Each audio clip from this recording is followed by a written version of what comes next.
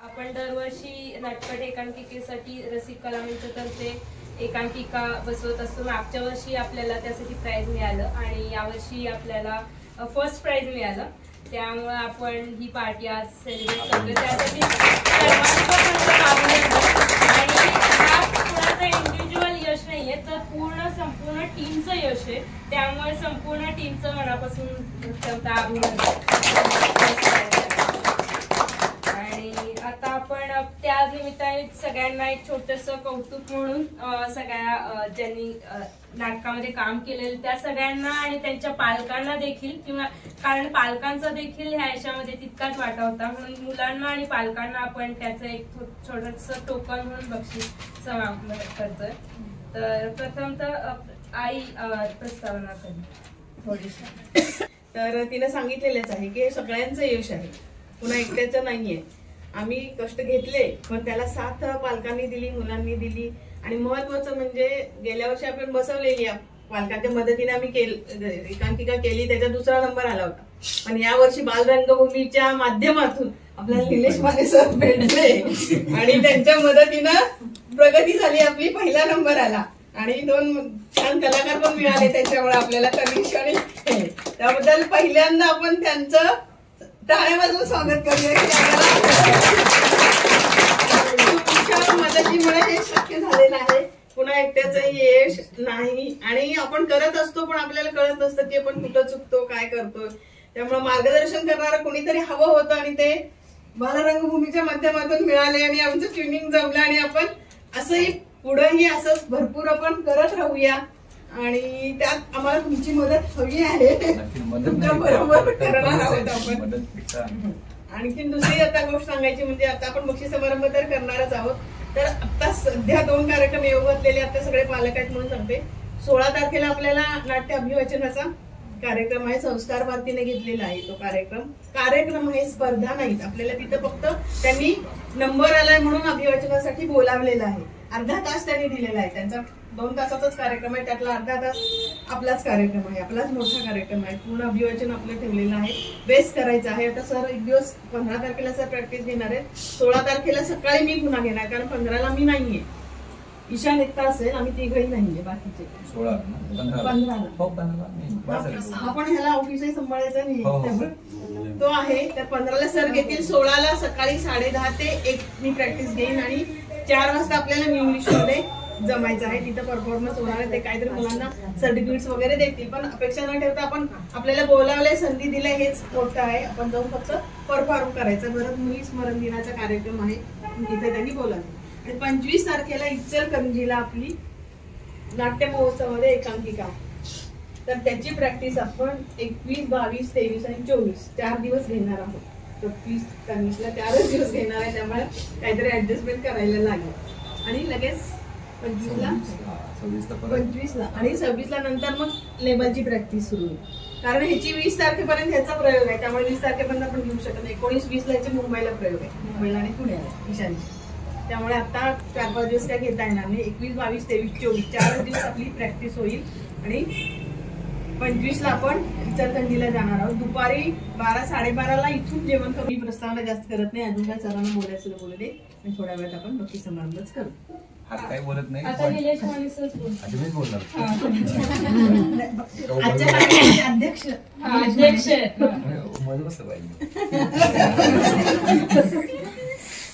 तर 25 तारखेला जो प्रयोग आहे तो महत्वाचा अशासाठी आहे की मराठी भाषा दिन जो असतो, हा बसा हॉलमध्ये बसा आला तरी कार्यक्रम घेतात आणि गेले जवळपास 20 वर्ष का 15 वर्ष त्यांचं ते चालू आहे। आणि चांगली गोष्ट अशी की त्यांची दरवर्षी एकांकिकेची तारीख ठरलेलीच असते, 27, 28, 29, 30 डिसेंबर। ह्याच्यामुळे त्यांनी आज तारीख कधी बदल केला, एकांकिका स्पर्धेची तारखा त्यांच्या फिक्स आहेत, गेली 15-20 वर्ष ते कधीच हलवत नाहीत, इलेक्शन येऊ दे काही येऊ दे। आणि 27-28चा मराठी जो कुसुमाग्रजांचा वाढदिवस आहे त्याच्या निमित्त जो घेतात तोही त्यांचा फिक्स असतो। आणि महाराष्ट्रामध्ये सगळ्यात मोठी कला सांस्कृतिक केंद्र जसं कोल्हापूर आहे, तसं इचलकरंजीला खूप मोठं त्यांच्या नावानं जे थिएटर आहे घोरपडे नाट्यगृह, तर त्यांचं खूप मोठं कॉन्ट्रीब्युशन आहे। आणि माझं नशिबानं मला किमान मी 4 वर्ष तिथं प्रयोग केलेला आहे आणि नेमकं या वर्षी लेवलचा प्रयोग 28ला आल्यामुळे माझं ते चुकलं. पण माझं नशीब इतकं झालंय की मला तुमच्या निमित्तानं 25 तारखेला माझाच प्रयोग होतोय तिथे, त्यामुळे माझी ती एक खूप इच्छा पूर्ण होती. 25 तारखेला प्रयोग होतोय ते, त्याच्यामुळे तो प्रयोग चांगला आहे, लोक चांगले, तर वेगळ्या ठिकाणी काम करण्याचा आपल्याला अनुभव आहे. आणि रसिकाताई म्हणाला तसं की माझ्या मार्गदर्शनाखाली आपण प्रयोग वगैरे केला, तर असं काही नाहीये. मार्गदर्शन म्हणजे मला 4 गोष्टी थोड्याशा वेगळ्या कळतात, तेवढंच मी सांगण्याचा प्रयत्न करतो. कारण मीही अजून शिकतो. बालनाट्य ही माझं म्हणजे नशिबानं मी बालनाट्य डायरेक्ट व्यावसायिकच लिहिले, छोटं मोठं काही लिहिलेलंच नाही. आणि उलट हे करणं ही प्रोसेस खूप अवघड असते. त्या मनानं लिहिणं सोपं आहे, बालनाट्य करून घेणं फार अवघड आहे. जे टास्क तुम्ही घेतलेला आहे, ऑफकोर्स पालकांना त्यांचे व्याप असतात. आणि सगळ्यात महत्वाचं आहे की ह्याच्यातनं आपण फक्त आनंद मिळवतो आहे ही प्राईम गोष्ट आहे. आपण कुठलीही त्याच्या पाठीमागं अपेक्षा ठेवत नाही आहोत. आणि रसिकताई असतील, ईशान असेल किंवा पूर्ण केसकर फॅमिलीच आहे की जी अगदी निस्वार्थी वृत्तीने सगळ्या गोष्टी करतात. ह्याच्या पाठीमागे सगळ्यांचे वाद असतात, कोणाचे वाद होतात, एकमेकांच्या बद्दल थोडंसं आपल्याला मन कलुषित होतं, पण पर्याय नाही, पुढे जात आहोत हे महत्वाचं आहे. ठीक आहे, घरातल्या घरात नवरा बायकोची भांडणं होतात म्हणून एकत्र राहतोच गेलं, तसं आपण एकत्र एवढे आलेलो आहोत, तर मग आपण थोडं एकमेकांना समजून घेऊन ऍडजस्ट करून करू. फक्त नाटक ही प्रोसेसच अशी की ज्याच्यामध्ये वेगळी 4 लोक येतात. आणि मुलांसाठी गोष्ट का महत्वाची आहे की मला असं फार वाटतं, माझ्या स्वतःच्या डेव्हलपमेंटमध्ये नाटकाचा खूप मोठा भाग आहे. सो मला असं की लहानपणापासून मुलांना विचार करण्याची प्रोसेस आहे, वेगळ्या लोकांच्या मध्ये बिहेव करण्याच्या ज्या काही गोष्टी आहेत हे आपल्याला नाटकातनं खूप चांगलं मिळतं. पुण्या मुंबईमध्ये स्ट्रिक्ट कल्चर आहे नाटकाचं. मुलाची 12वी झाल्यानंतर त्याला 1 वर्ष फक्त नाटक करण्यासाठी सोडतात. म्हणजे पुण्यातल्या रुईया कॉलेज आहे, मी खूप कॉलेज, माझे मित्र म्हणजे इव्हन सचिन सर 2 वर्ष झालं मुंबईला होते शिकायला नाटक, त्यावेळेला तिथे असं पॅटर्नच आहे. मुलाची 12वी झालं, त्याचा डिप्लोमा झाला की 1 वर्ष त्याला काही करायचं नाही, त्यानं नाटकाच्या थिएटरचा ग्रुप जॉईन करायचा, पैसे देऊन म्हणजे देतात की 10,000 रुपये आमच्या मुलाची फी, आणि 10,000 मध्ये त्याला जे काही येईल तो करेल, तो नेपथ्य करेल, लाईट करेल, बॅकस्टेज करेल, ऍक्टिंग करेल. पण 1 वर्ष त्यांना त्या नाटकाच्या प्रोसेसमध्ये थांबायचं. हे आजही चालू आहे, कारण त्यांना हे माहिती आहे की डेव्हलपमेंट कशा पद्धतीनं होतं. सो फॉर्च्युनेटली आपल्याला गोष्टी जर मिळालेल्या आहेत तर आपण त्याच्यावरती फोकस करू. बऱ्याच पालकांना सुद्धा सुप्त इच्छा असेल नाटकात काम करण्याची जी पूर्ण झालेली आहे, मुलांच्याकडून आपण ती करून घेऊ.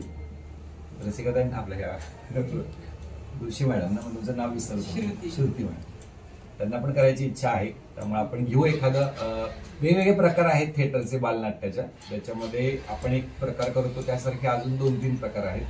म्हणजे इजिप्शियन थिएटर जसं आहे, अजून काहीतरी आहे नाव विसरलो, ग्रिप्स आहे. ग्रिप्स मध्ये मोठी माणसं लहान मुलांचं काम करतात. तर मग अशा ठिकाणी आपण असेही प्रयोग आपल्याला करायचे आहे, तसं करू. आणि मुलांना सगळ्यात महत्वाची सूचना नाही, पण माझं म्हणणं आहे की तुम्हाला हे करायला मिळतंय तर त्याचा आनंद पण घ्या आणि त्याच्यातून शिका वेगवेगळ्या गोष्टी. आणि माझं असं म्हणणं आहे की पुढच्या 1-2 वर्षामध्ये तुम्ही तुमचं एखादं नाटक बसवलं पाहिजे.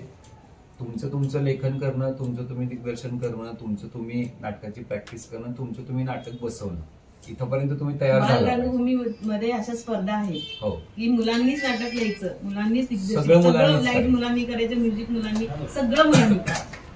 अशा स्पर्धा पण आहेत, त्याच्यासाठी आपल्याला तयारी करायला पाहिजे.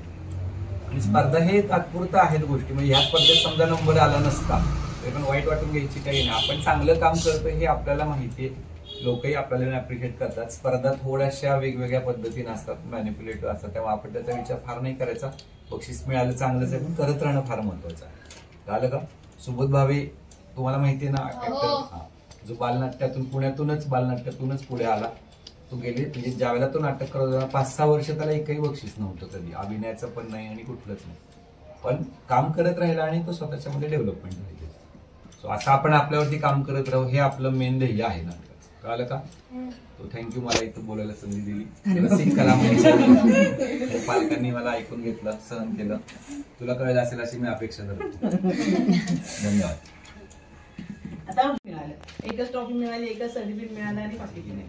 पण आता मुलांना सगळं वाईट वाटतं ना, चांगली बक्षीस आम्हाला काहीच मिळालं नाही.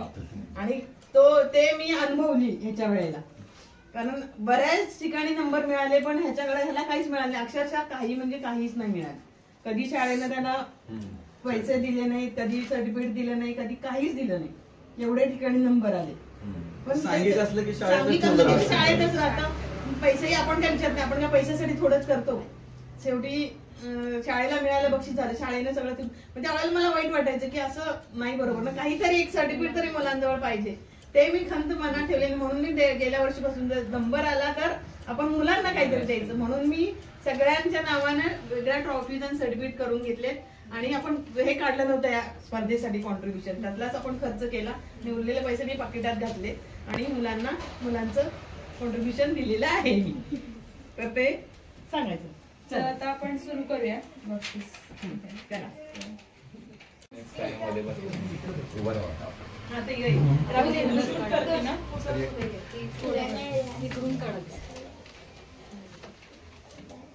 इथे ये ना चला. पडद्यामागचे काय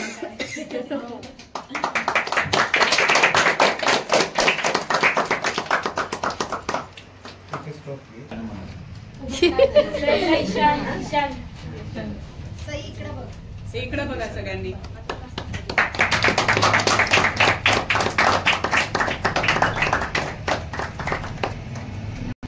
ट्रॉफी दिसू दे सर. इकडे बघा.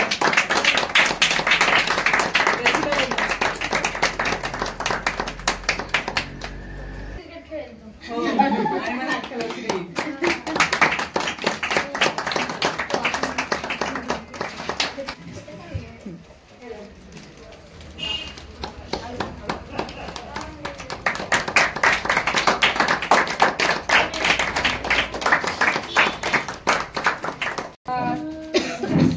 त्यानंतर स्वरावा क्विसला रसिका केसकर. इकडे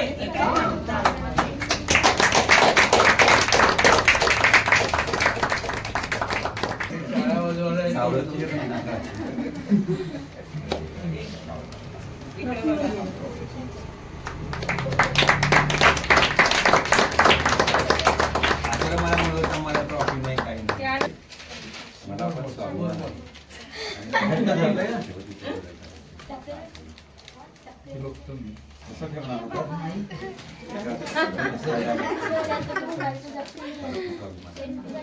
इकडे बघा.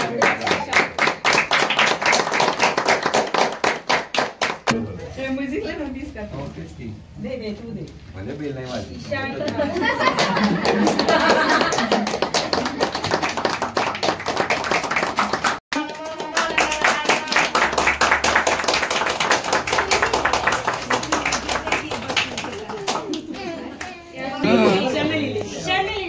हे ईशाने दिले.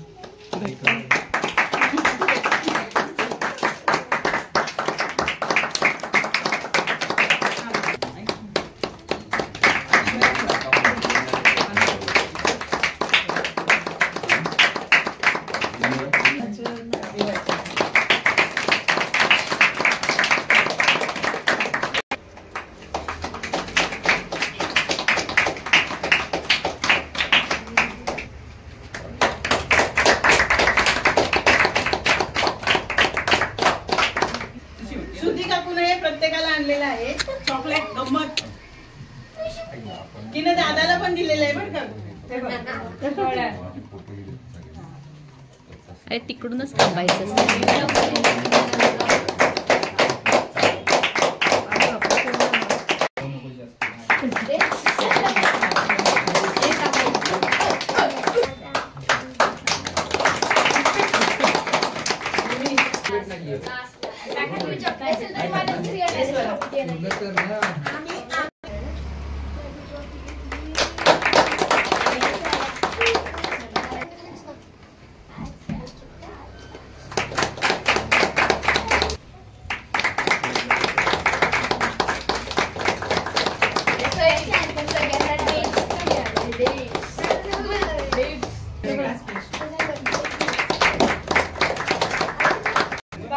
पार्टी करूया.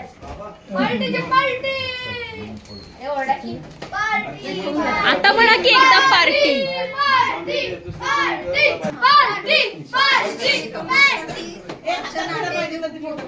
नाही पार्टी म्हणा म्हणलं. व्हिडिओ